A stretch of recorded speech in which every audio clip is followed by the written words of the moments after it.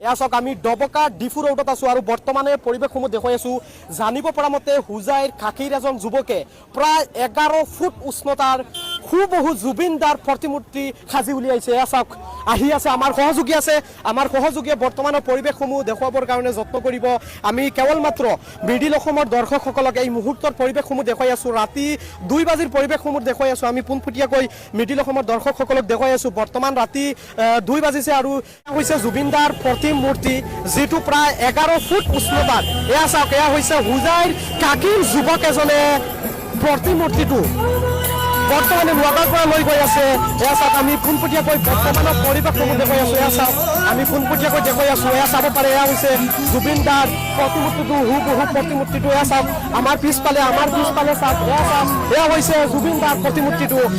এয়া আমাৰ সহযোগীয়ে দেখুৱাই আছে বৰ্তমানৰ পৰিৱেশসমূহ। এয়া চাওক আপুনি ক'ৰ পৰা চাই আছে একোটাকৈ কমেণ্ট যোগে মতামত জনাবলৈ নাপাহৰিব।